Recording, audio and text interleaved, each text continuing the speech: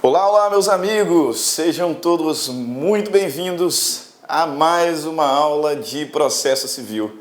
Aqui quem fala é o professor Stanley Costa, professor de Direito Civil e Processo Civil da LAC Concursos. E nesse encontro de hoje nós vamos dar prosseguimento aos nossos estudos sobre competência no novo Código de Processo Civil. Já os alertei nos outros encontros que competência é uma matéria muito importante. Ela já era uma matéria muito importante na vigência do Código anterior. Do novo CPC, então, ganhou ainda mais relevo. Então, para você concurseiro, para você concurseira, é bom, né, que saibamos muito bem acerca de competência no novo CPC, porque não tenha dúvidas, essa matéria será cobrada na sua prova. É por isso que nós estamos trabalhando com um certo cuidado, até um pouco mais devagar. É um estudo que nós dividiremos em 4 partes e essa é apenas a terceira parte, né? Nós estamos propositalmente trabalhando de uma forma um pouco mais devagar, porque reconhecemos, é um tema importante e você precisa sabê-lo muito bem, portanto, ok? Rápida identificação do que nós já estudamos. Na primeira parte deste módulo, nós identificamos o conceito de competência, diferenciando do conceito de jurisdição, porque são termos que às vezes observo alunos confundindo, às vezes até profissionais, concurseiros aí de algum tempo, confundindo as expressões, jurisprudência, competência. Então, nós fizemos a distinção das duas expressões e aí passamos a falar sobre os limites da jurisdição nacional. Livro 2 do novo CPC, lá a partir do artigo 21. E no estudo dos limites da jurisdição nacional, falamos sobre competência internacional concorrente, competência internacional exclusiva. Aproveitamos o contexto para trabalhar a homologação de decisão estrangeira, né? Porque veja bem, competência internacional concorrente, o que isso me traz, né, de efeito? O que essa expressão significa? Competência internacional concorrente. São aquelas causas que podem ser julgadas tanto pelo Poder Judiciário brasileiro quanto pelo Poder Judiciário de um outro país. E sendo julgado em outro país, a decisão estrangeira pode aqui produzir efeitos. Entretanto, né, essa decisão estrangeira precisará ser homologada pelo STJ. O STJ, que é o órgão competente para fazer esse juízo de delibação, de homologação da decisão estrangeira, que uma vez homologada, será executada pela Justiça Federal. Então nós aproveitamos o contexto dos limites da jurisdição voluntária, competência internacional concorrente, competência internacional exclusiva, para trabalharmos também a homologação de decisão estrangeira. Aí na segunda parte 2 desse estudo, nós falamos sobre a cooperação internacional. Identificamos o conceito, né, do que se trata a cooperação internacional, averiguamos ali a existência de alguns princípios fundamentais a esse estudo e falamos também sobre a autoridade central, né? Ao tratarmos sobre cooperação internacional, é indispensável a existência de uma autoridade central. E como regra, aqui no Brasil, essa autoridade central será o Ministério da Justiça. Fechamos isso. E aí trabalhamos 2 mecanismos de cooperação internacional. Você se lembra quais são? E aí? Isso mesmo. Auxílio direto e carta rogatória. Tá? Muita atenção quanto a esse detalhe. É preciso saber com clareza as diferenças entre o auxílio direto e a carta rogatória. E você se recorda do nosso último encontro que o ponto fulcral, o ponto diferenciador desses dois mecanismos é justamente o juízo de delibação. O auxílio direto é um mecanismo mais ágil, mais rápido, porque no auxílio direto não há necessidade de juízo de delibação. Diferentemente, na carta rogatória é necessário que se faça o juízo de delibação. Com isso, verificamos que, no tocante ao auxílio direto, a competência para julgar se essa requisição internacional será cumprida ou não, a competência da Justiça Federal. Isso mesmo. E o juiz federal poderá, inclusive, adentrar ao mérito da questão. É o juiz federal aqui no Brasil que efetivamente exercerá a atividade jurisdicional. Isso no auxílio direto. Porque lá na carta rogatória, o juízo de delibação é indispensável. Portanto, a competência para conceder o exequatur a essa carta rogatória é do STJ. E o STJ vai fazer um juízo de delibação, o que significa que ele não vai entrar no mérito. Ele não vai... Olá, meus amigos, minhas amigas, sou o professor Luiz Antônio Carvalho, com muito prazer, muita satisfação, estou aqui para fazer um convite para vocês que estão assistindo a nossa playlist no YouTube, a nossa playlist focada no TRF4 aí, 2019, de tal publicado, de tal na praça. Nós aqui da La Concurso, nós temos um curso aí super competitivo para o cargo de técnico judiciário área administrativa, que custa apenas 10 parcelas de R$20. Professor, o curso é bom? Cara, você está assistindo essa aula, você viu aí a qualidade do nosso professor, professores aí bastante experiências com uma didática maravilhosa. 10 parcelas de R$20, 75 dias de acesso, e você vai assistir o nosso curso completaço na nossa plataforma, e você terá também o nosso Personal Coach, né? Personal Coach é a nossa metodologia, a nossa ferramenta de estudo, de ensino, onde o aluno todos os dias tem uma meta de estudos. Se ele cumprir a sua meta de estudos, pode ter certeza que lá no dia da prova ele ficará muito competitivo, tá certo, meus amigos? Espero vocês. Quer se matricular? Tem um link aqui embaixo, pode clicar e pode conversar com as nossas atendentes. Um forte abraço, tchau, tchau, espero vocês. Vai entrar no mérito. Ele vai apenas julgar ali as formalidades, a validade, a licitude do procedimento que está sendo requerido. Vai fazer juízo de delibação, apenas para determinar se concede ou não o exequatur à carta rogatória. Fez o juízo de delibação, concedeu o exequatur, aí a Justiça Federal executa a carta rogatória. Ok? Então, bastante atenção no que nós já trabalhamos. Na aula de hoje, no bloco 3, na parte 3, né, do estudo sobre competência, enfim, começaremos a trabalhar as questões relacionadas à competência interna. Ok? Até então, falamos sobre conceitos e falamos sobre competência internacional, cooperação internacional. Agora, voltamos a nossa atenção para a competência interna. Competência interna, cujo estudo inicia a partir do artigo 42 do Código de Processo Civil. Ok? Tá comigo? Focado? Bora começar a nossa aula de hoje?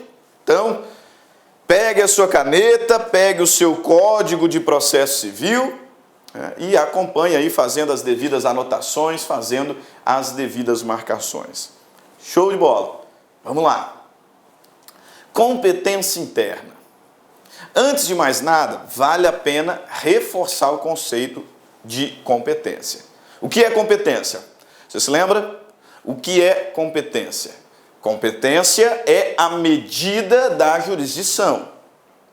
Competência é o limite da jurisdição. Nós reconhecemos doutrinariamente que a jurisdição ela se caracteriza por ser una e indivisível.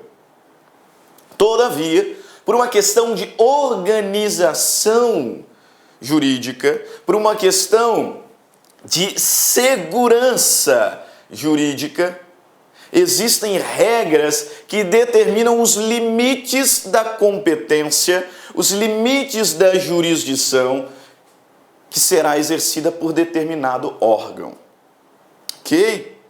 A jurisdição ela é una, ela é indivisível, mas por uma questão de organização, por uma questão de segurança jurídica, existem regras que impõem limites à atuação de determinado órgão, à atuação de determinado juízo.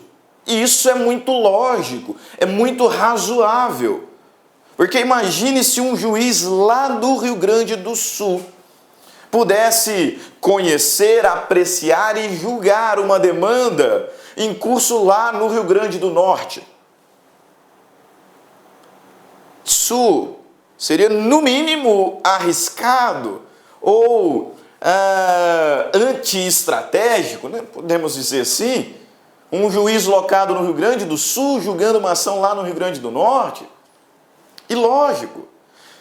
E imagine você também no tocante à segurança jurídica, se um juiz só tivesse atribuição para julgar causas de natureza militar, eleitoral, trabalhista, civil, penal, não que ele não tenha conhecimento, aptidão para fazer isso, só que quanto mais especificada for a área de atuação desse juízo, não tenha dúvidas de que a qualidade da decisão prolatada será melhor. Afinal, o conhecimento dele é específico, focado, direcionado. Então, por uma questão de segurança jurídica, por uma questão de qualidade das decisões que serão proferidas, é que existem essas regras de competência. Assim, o juiz ele julga uma causa civil, ponto. Ele julga causas de família, ponto. Ele julga causas criminais, ponto. Trabalhistas e etc. A divisão das atribuições é salutar. É salutar. De modo que, apesar da competência ser una e indivisível, é saudável que existam regras de competência, que existam regras que limitem a atuação de determinado órgão. Por uma questão de organização, o juiz aqui em Cuiabá julga as causas que estão em andamento aqui em Cuiabá, e por uma questão de segurança jurídica. Quanto mais especificado for a atuação desse órgão, mais qualificadas serão as decisões por ele prolatadas. Por isso é que existem regras de competência, portanto.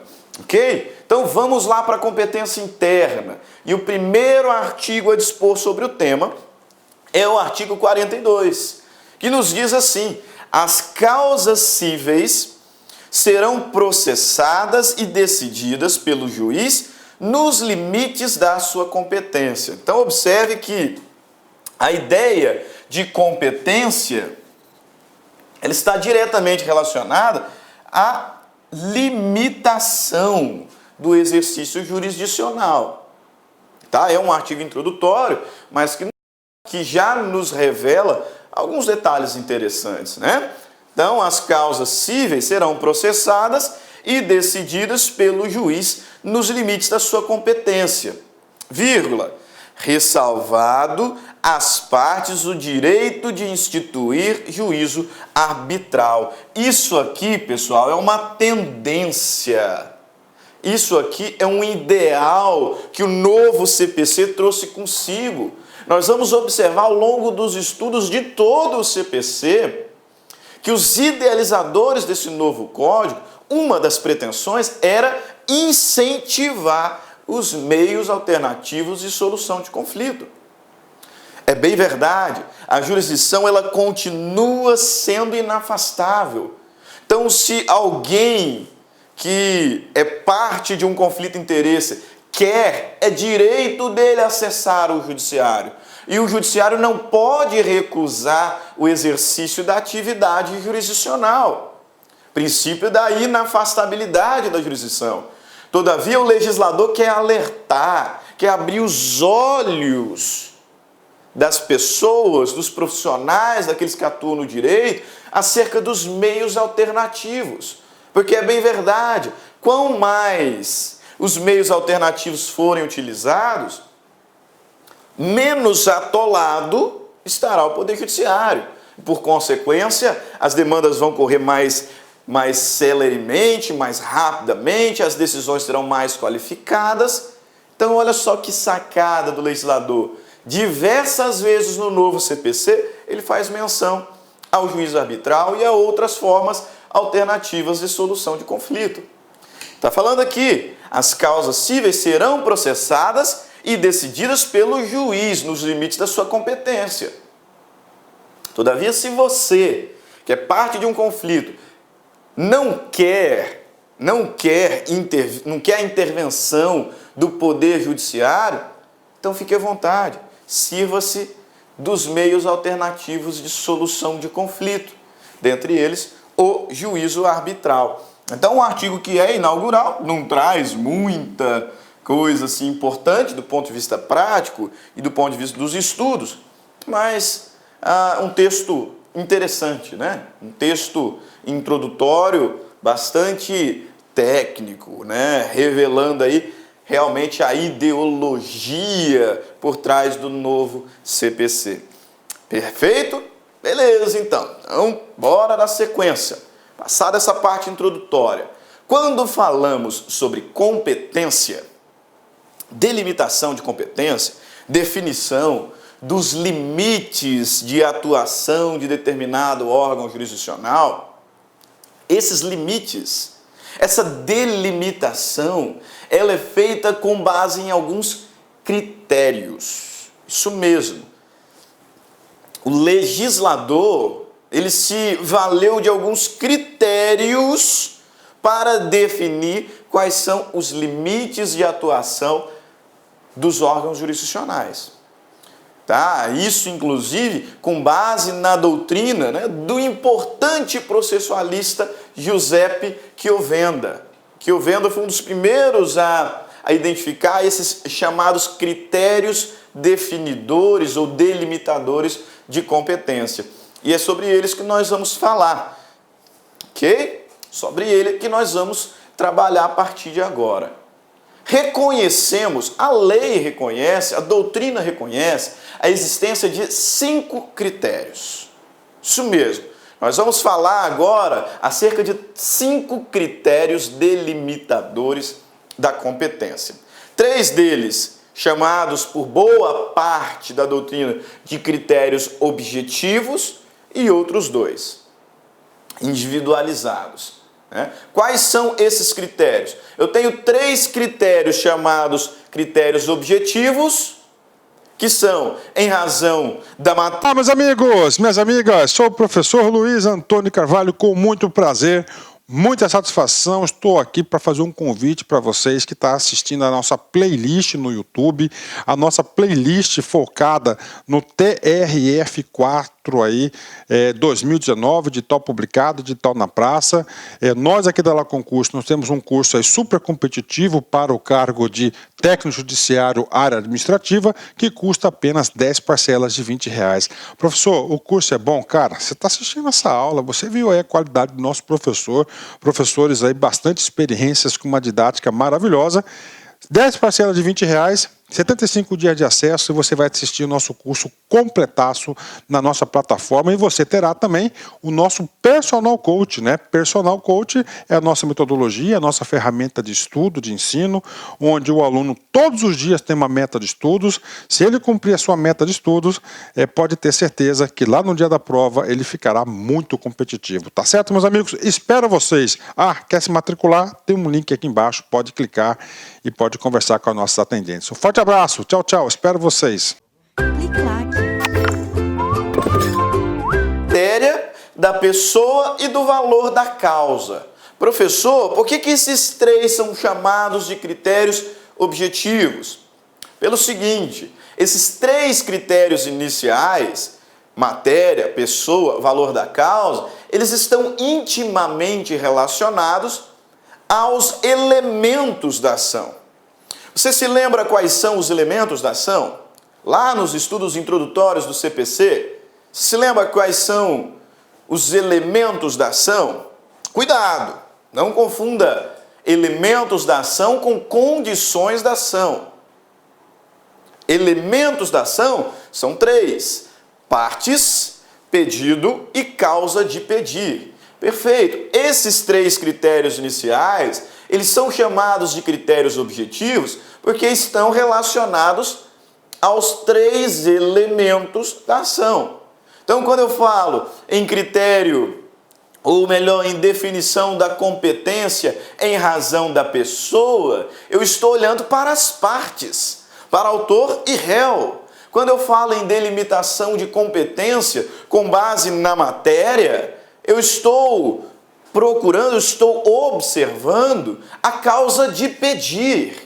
E quando falamos em definição da competência com base no valor da causa, o nosso foco é pedido. É o pedido. Então veja, são chamados de critérios objetivos porque dizem respeito aos 3 elementos da ação: parte, pedido, causa de pedir. Parte, critério em razão da pessoa. Pedido, critério em razão do valor da causa. Causa de pedir, critério em razão da matéria. Então, os 3 critérios iniciais. E nós temos 2 outros critérios que não têm relação direta com os elementos da ação, quais sejam o critério funcional e o critério territorial. Beleza? Então, são os 5 critérios delimitadores da competência. Vamos relembrar quais são? Critério delimitador da competência em razão da pessoa, em razão da matéria, em razão do valor da causa. Esses 3 chamados critérios objetivos.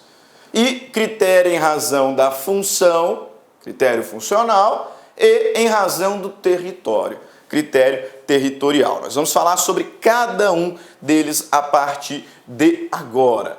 Primeiro critério, portanto, critério objetivo em razão da matéria. Delimitação da competência em razão da matéria. O foco é qual é o tema, qual é o objeto, qual é a discussão aqui entre as partes. Qual é o conflito? O conflito é de qual natureza? Esse conflito entre as partes, de qual natureza ele é? Qual é a disciplina? Qual é a matéria?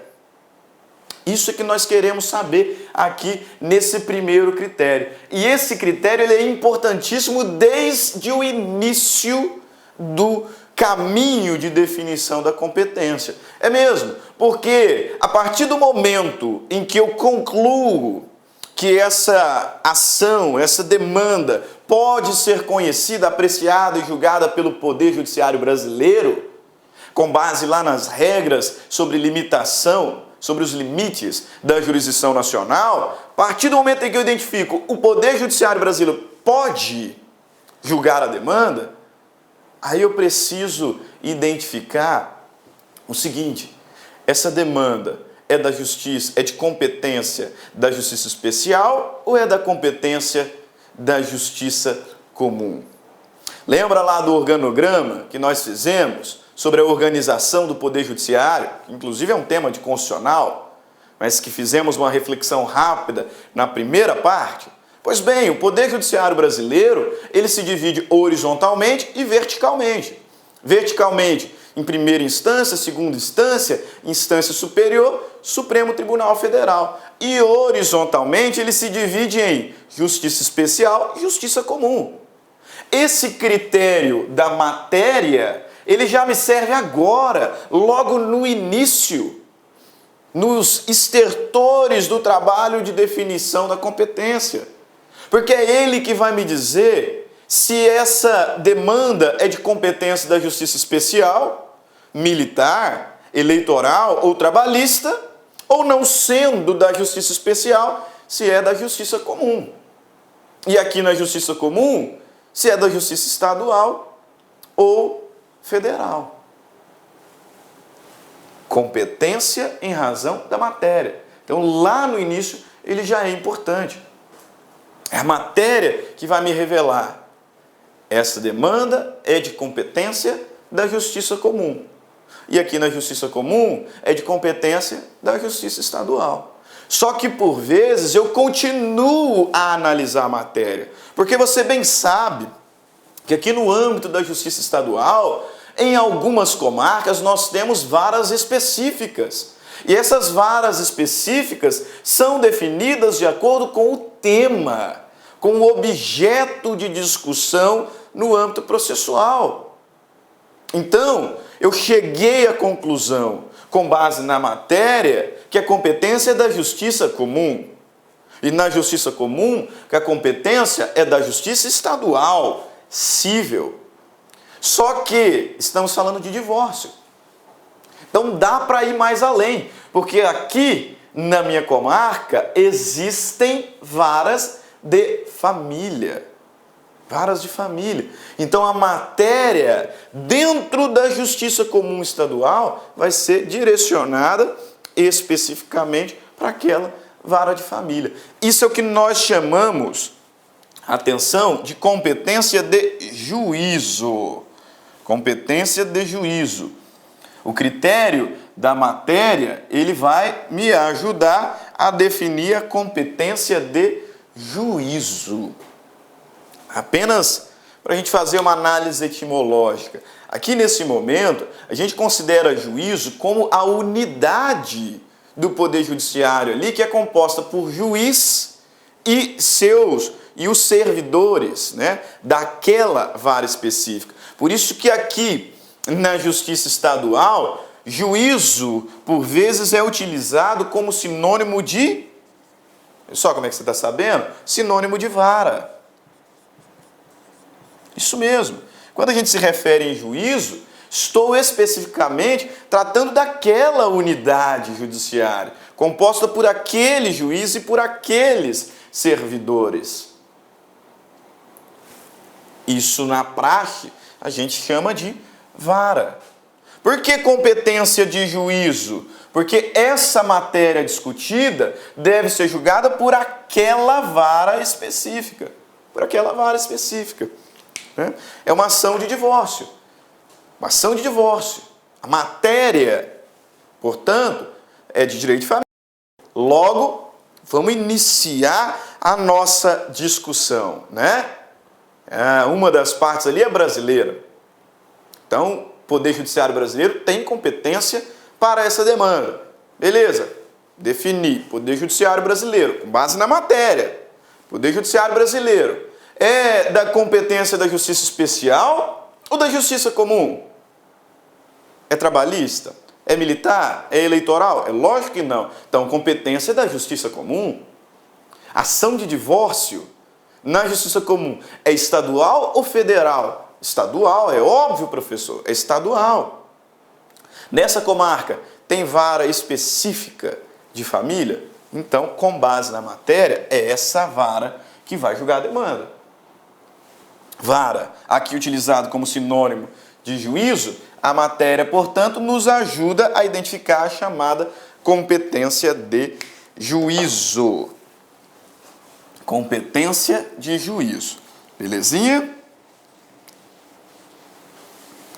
Show! Próximo critério, em razão do valor da causa. Aqui tem uma curiosidade. Definição da competência em razão do valor da causa. Qual é a curiosidade? Esse critério, ele não é previsto no novo CPC. E também não era previsto no CPC antigo. É isso mesmo. O critério de definição da competência com base no valor da causa, ele não foi estabelecido no novo CPC, assim como não era estabelecido no CPC antigo. Tanto que alguns doutrinadores são levados a dizer que esse não era um critério definidor de competência para o processo civil. Verdade. Alguns doutrinadores chegam a dizer isso. Esse não é um critério, então nós teríamos apenas 4. Data máxima vênia. data máxima vênia. Embora o novo CPC e também o CPC anterior não falassem, e o novo CPC não fale sobre a competência do valor da causa especificadamente, eu não tenho dúvidas de que este é um critério definidor de competência. Pelo seguinte, quando eu abro lá o meu CPC no artigo 43, o legislador diz que o tema competência pode ser objeto de atividade legislativa estadual. As regras, o legislador me diz, as regras de competência, elas estão previstas no CPC, mas elas podem também estar previstas em lei especial, em lei de organização do Poder Judiciário e também na Constituição Estadual. Considerando essa disposição legislativa, portanto, eu sou levado a entender que uma lei de organização judiciária, uma lei estadual, ela pode estabelecer, por exemplo, que na comarca X, na comarca X eu vou ter varas específicas para o julgamento de matérias cujo valor seja até 20 salários mínimos.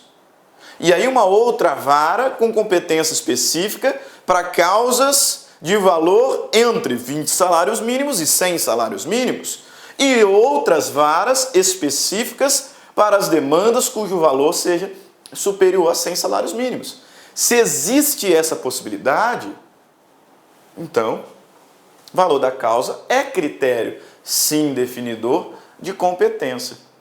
Agora, ainda que eu considere que isso não é tão comum, o legislador permite, mas não é tão comum no Brasil, uma coisa você sabe com certeza.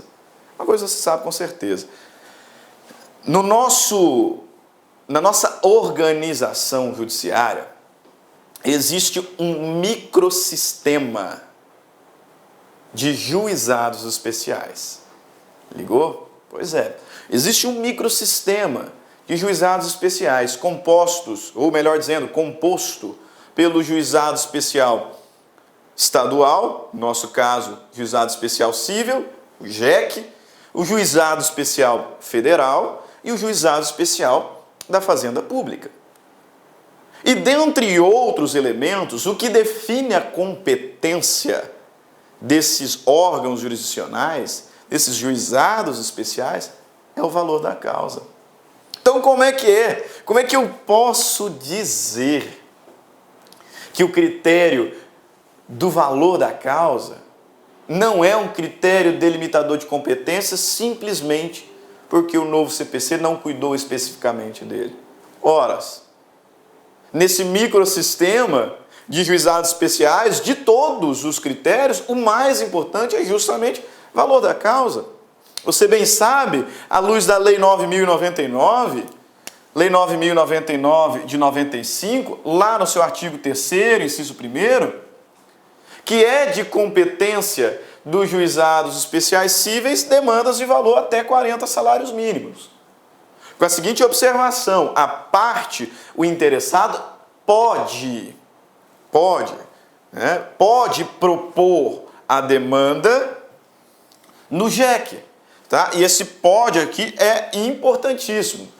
Isso significa que é uma faculdade da parte.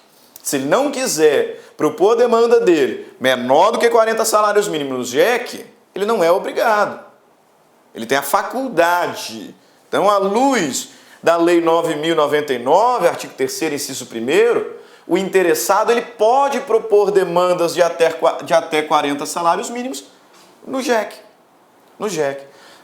Cuidado, porque saindo do JEC, indo para o âmbito de atuação do JEF e do JEFAS, do Juizado Especial Federal e do Juizado Especial da Fazenda, à luz da Lei 10.259 e 12.153, que trata do JEFAS, artigo 3º, é de competência do JEF e é de competência do JEFAS causas de até 60 salários mínimos. E aí um detalhe diferente. Se lá no JEC eu posso propor a demanda cujo valor seja até 40 salários mínimos, no âmbito do GEF e do GEFAS, eu não tenho essa faculdade. Tá? Eu tenho que propor as demandas contra a Fazenda Pública Federal até 60 salários mínimos no GEF. Eu tenho que propor as demandas contra a Fazenda Pública Estadual ou Municipal até 60 salários mínimos no GEFAS. Valor da causa. Valor da causa definindo a atuação jurisdicional dos juizados especiais. Então, com a devida vênia. Embora o CPC não tenha cuidado especificamente desse critério, eu não tenho dúvidas. O valor da causa é importante, sim, na definição de competência. Beleza? Então, vamos para frente. Próximo critério definidor de competência. Competência definida em razão da pessoa. E é o último objetivo, né? Competência definida em razão da pessoa. Você sabe que algumas pessoas, elas gozam de privilégios. E esses privilégios, vez ou outra, se estendem também no que diz respeito ao órgão que julgará as ações em que ela faz parte. Isso mesmo. Algumas pessoas, elas têm privilégio quanto ao órgão julgador das demandas em que participam. E aí, nós estaremos diante desse critério aqui. Desse critério. Critério definidor de competência em razão das pessoas. Algumas pessoas, elas gozam do privilégio de serem julgadas por juízos especializados, específicos. E aqui o exemplo é bem simples. À luz do artigo 109 da Constituição Federal, que nós já vamos analisar, a Fazenda Pública Federal, quando participar de determinada demanda, de determinada ação na condição de parte, essa ação deverá ser conhecida, apreciada e julgada pela Justiça Federal. É isso mesmo. Quando a União for parte, quando a autarquia federal for parte, quando a empresa pública federal for parte de uma ação, essa ação deverá ser conhecida, apreciada e julgada pela Justiça Federal, à luz do artigo 109 da Constituição Federal.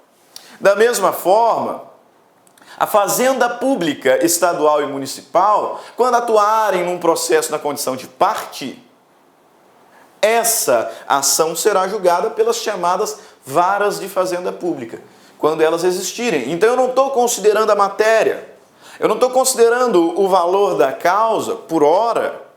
Eu estou dizendo que pela pessoa que figura naquele processo, por se tratar da União, a competência para julgá-lo é da Justiça Federal. Eu não estou falando da matéria, mas porque o Estado é parte, então a competência para julgar aquela ação... Meus amigos, minhas amigas, sou o professor Luiz Antônio Carvalho, com muito prazer, muita satisfação, estou aqui para fazer um convite para vocês que estão assistindo a nossa playlist no YouTube, a nossa playlist focada no TRF4 aí, 2019, de tal publicado, de tal na praça. Nós aqui da La Concurso, nós temos um curso aí super competitivo para o cargo de técnico judiciário área administrativa, que custa apenas 10 parcelas de R$20. Professor, o curso é bom? Cara, você está assistindo essa aula, você viu aí a qualidade do nosso professor, professores aí bastante experiências com uma didática maravilhosa. 10 parcelas de R$20, 75 dias de acesso e você vai assistir o nosso curso completaço na nossa plataforma e você terá também o nosso Personal Coach, né? Personal Coach é a nossa metodologia, a nossa ferramenta de estudo, de ensino, onde o aluno todos os dias tem uma meta de estudos. Se ele cumprir a sua meta de estudos, pode ter certeza que lá no dia da prova ele ficará muito competitivo. Tá certo, meus amigos? Espero vocês. Quer se matricular? Tem um link aqui embaixo, pode clicar e pode conversar com os nossos atendentes. Um forte abraço, tchau, tchau, espero vocês. É da vara especializada da Fazenda Pública. Estou levando em consideração a pessoa. A pessoa. Nesses dois casos, conforme nós vimos, se a ação for até 60 salários mínimos, ainda será de competência do Juizado Especial Federal ou da Fazenda Pública. Mas no tocante à pessoa, significa dizer que não vai para uma vara civil comum. Né? É a União, então Justiça Federal. É o Estado, Justiça Estadual, só que Fazenda Pública. Vara especializada, vara de Fazenda Pública. Beleza? Então, em razão da pessoa. Critério definidor de competência em razão da pessoa. O próximo critério, nós encerramos os objetivos, né? Os objetivos estão relacionados aos elementos da ação, em razão da matéria, em razão do valor da causa, em razão da pessoa. Fechou os objetivos. Resta-nos dois critérios definidores de competência. Quais são? Primeiro deles, competência funcional. Critério funcional. Nesse caso, a competência ela é definida de acordo com as atribuições específicas do órgão jurisdicional. É isso mesmo. Por uma questão de organização, alguns órgãos jurisdicionais, eles têm aptidões, ou melhor dizendo, eles têm atribuições específicas. E, por vezes, a competência ela será definida à luz dessas atribuições, da função específica que é desenvolvida por aquele órgão jurisdicional. Nesse contexto, a função, ela pode deslocar a competência horizontalmente ou verticalmente. Então, eu posso analisar esse critério funcional a partir de duas perspectivas.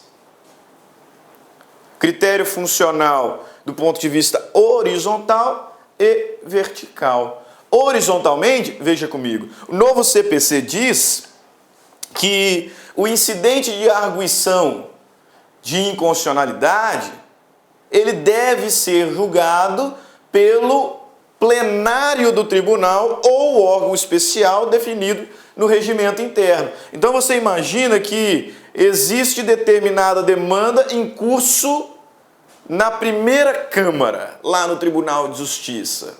Câmara Civil lá do Tribunal de Justiça. Se eventualmente nós tivermos aqui a propositura ou o início, a proposta de um incidente de arguição de inconstitucionalidade, essa demanda que está aqui na primeira Câmara terá que ser deslocada horizontalmente. Percebeu? O processo está lá na primeira Câmara. Mas por que nós tivemos um incidente de arguição de inconstitucionalidade no caso concreto? Então eu vou deslocar essa competência horizontalmente. Vai sair lá da primeira Câmara e vai para o plenário do tribunal. Ou para o órgão especial definido no regimento interno. Por quê? Porque é esse órgão especial. É o plenário, se não tiver esse órgão especial, que tem competência funcional para julgar esse incidente. A mesma coisa acontece nos incidentes de resolução de demandas repetitivas, o famoso IRDR, e o incidente de assunção de competência. Também, esses dois incidentes, eles devem ser julgados por um órgão especial previsto no regimento interno e, não havendo esse órgão, pelo plenário. Nesse contexto, vou ter que deslocar a competência horizontalmente. Aquele processo que está na Câmara X vai ter que ser deslocada para o plenário, para o órgão especial, por uma questão de competência funcional. Uma questão de competência funcional. Agora, como dito, a competência funcional também tem uma vertente vertical. Também tem uma perspectiva vertical. E aqui é mais simples ainda, bem mais fácil. Porque pensa o seguinte: o juízo da primeira instância sentenciou o processo. Em respeito ao princípio do duplo grau de jurisdição, a parte ela interpôs recurso de apelação. Quem é que vai julgar essa apelação? É o juiz de primeiro grau? É evidente que não. Evidente que não. Por quê? Porque ele não tem competência funcional para julgar recursos. Dessa natureza ele não tem. Então, verticalmente, a competência será atribuída ao tribunal. Ao tribunal. É o tribunal, na pessoa do relator, que fará o juízo de admissibilidade. E admitido, é o tribunal, agora em colegiado, é que vai julgar o recurso, o mérito recursal. Competência hierárquica. Tanto que alguns, quando se referem à competência funcional, falam apenas da hierárquica. Mas não cometa esse erro. É possível que a função determine um deslocamento horizontal. É possível. Embora o mais comum realmente seja esse deslocamento vertical. Por conta dos recursos. Por conta do princípio do duplo grau de jurisdição. O recurso, em tese, em regra, ele deverá ser julgado por órgão jurisdicional de instância superior. Veja, é o mesmo processo, é a mesma ação, porque são mesmas partes, mesmo pedido e mesma causa de pedir. Só que a competência que começou aqui no primeiro grau, diante do recurso, terá que ser deslocada para o segundo grau, porque o juízo da primeira instância não tem competência funcional para julgar recursos. Competência funcional analisada, portanto, verticalmente. Ok? Último critério definidor da competência, critério territorial. Isso mesmo, critério territorial. E aqui, como o nome sugere, o que vai definir a competência daquele órgão jurisdicional é a base geográfica onde ele se encontra. É a circunscrição da sua atuação. O objetivo desse critério chamado territorial é impor limites geográficos à atuação de determinado órgão jurisdicional. Lembra lá do exemplo? Juízo do Rio Grande do Sul apreciando uma demanda lá no Rio Grande do Norte? Não pode. Não pode. De forma alguma. Por uma questão territorial. Esse critério que é importantíssimo, talvez um dos mais relevantes do ponto de vista prático processual, ele estabelece os limites de atuação geográfica de determinado órgão. Estabelece a sua circunscrição de atuação. Ok? E aí, veja bem, essa chamada competência territorial tem um outro nome. E eu quero que você tome cuidado. Ela é chamada também de competência de foro. Competência de foro. Você se lembra quando nós falávamos sobre o critério material e eu chamei a atenção de vocês acerca da competência de juízo, que a matéria me permitia definir a competência de juízo, qual era a vara específica para o julgamento daquele tema? Perfeito. Competência de juízo, matéria. Quando eu penso em território, o nome que por vezes aparece nos concursos públicos é competência de foro. E aí entenda o seguinte, foro é um tema que me traduz a ideia de base territorial. É por isso que, no âmbito da justiça estadual, o foro ele é sinônimo, né? Sinônimo de comarca. Isso mesmo. No âmbito da justiça estadual, a expressão foro é sinônimo de comarca. E no âmbito da justiça federal, a expressão foro é sinônimo de seções. Veja bem, comarca, seções, qual é a preocupação, qual é o âmago dessas expressões? Território. Território. Quando eu falo em comarca, eu estou pensando nos limites territoriais. Quando eu falo em seção, eu estou pensando em limites territoriais. É por isso que competência de foro, sinônimo de competência territorial. Ok? Atenção. Atenção porque nós temos esses 5 critérios. Mas vez ou outra cai em concurso público falando isso, utilizando a expressão competência de juízo. Você sabe que sem razão da matéria. Juízo me traduz a ideia de vara. Então, competência de varas especializadas. Juízo, vara. Competência de foro, caiu no seu concurso. Opa, foro, território. Foro, comarca, seções. Critério territorial. Critério territorial. Belezinha? Então a gente fecha aí os critérios. Né? Os critérios definidores de competência. São 5. 3 critérios objetivos: matéria, pessoa, valor da causa, e 2 outros critérios: funcional e territorial. Beleza? Artigo 43 do novo CPC. Isso aqui é importante baixar a adrenalina. Tranquiliza aí. Dá um tempinho para você respirar. Tranquiliza.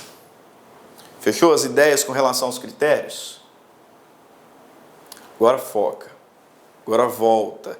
Volta porque esse artigo 43 do novo CPC, ele me traz uma regra bastante importante.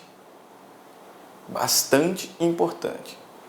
Tá? Ele me diz o seguinte: determina-se a competência no momento do registro ou da distribuição da petição inicial, sendo irrelevantes as modificações de estado, do estado de fato ou de direito ocorridas posteriormente, salvo quando suprimirem órgão judiciário ou alterarem a competência absoluta.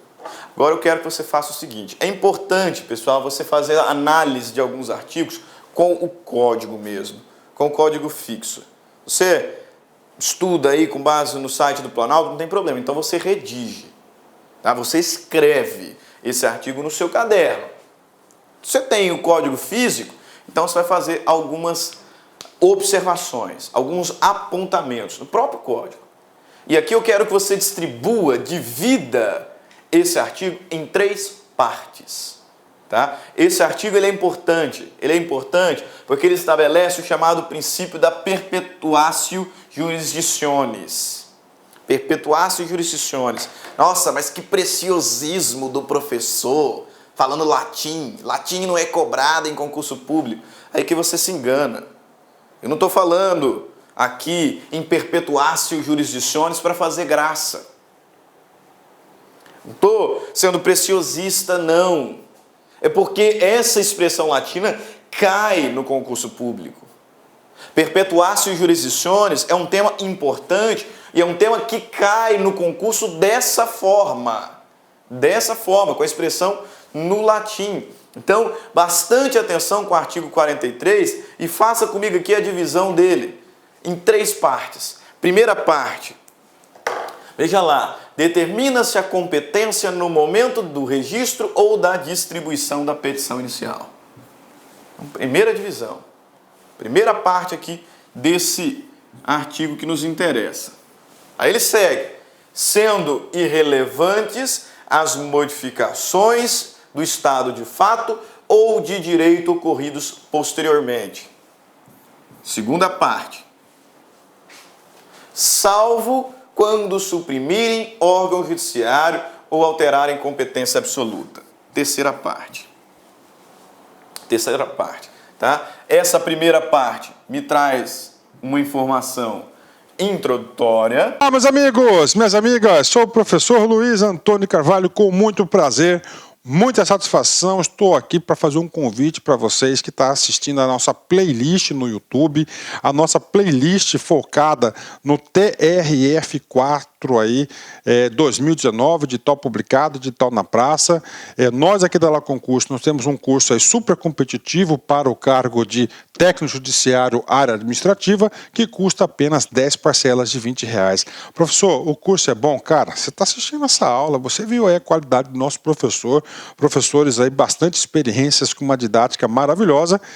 10 parcelas de R$20, 75 dias de acesso, e você vai assistir o nosso curso completaço na nossa plataforma, e você terá também o nosso Personal Coach, né? Personal Coach é a nossa metodologia, a nossa ferramenta de estudo, de ensino, onde o aluno todos os dias tem uma meta de estudos. Se ele cumprir a sua meta de estudos, pode ter certeza que lá no dia da prova ele ficará muito competitivo, tá certo, meus amigos? Espero vocês.